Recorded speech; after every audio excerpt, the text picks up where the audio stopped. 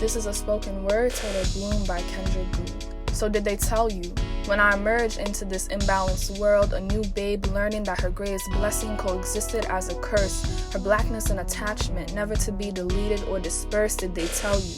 The way in which I would grow to learn that my words were fuel for a fire that steady burns, that I served as a manifestation, the true reflection of our nation, for unto strength I was born, embracing my mother's first touch as she held me in hands, not soft but rough, braided for she clawed her way up to a new beginning, an immigrant song never heard by those acclimated to light living, white living, basking in the glow of unadulterated privilege while I learned that leagues existed while I barely got to play the fucking scrimmage. Did they tell you that I would grow in a household not reminiscent of home, where loneliness saw mutual exclusivity with being alone, perpetrating the cultural laws that we automatically accept, children not to be seen and not heard, but not me. I was direct. I've never known meekness beyond the point where I learned I had to scream, I had to sing, I had to be both seen and heard.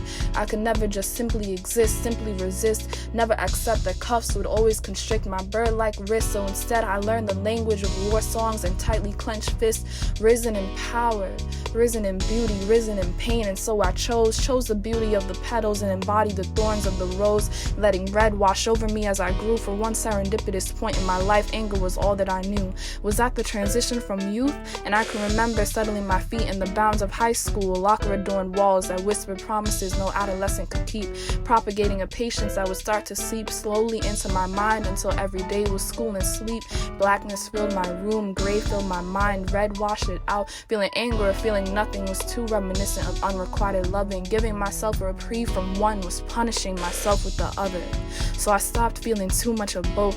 So did they tell you the way in which I bloomed? The thorns I once adorned waned like a crescent moon, and a singular rose became a garden. Isn't that what I am, a garden?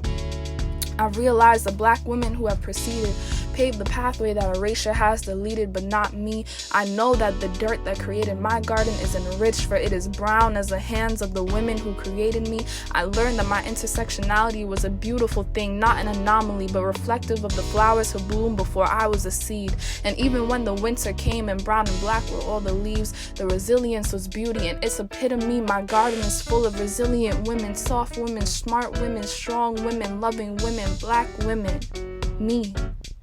In my blackness I found solace, in my blackness I found sunlight, in my blackness I was found.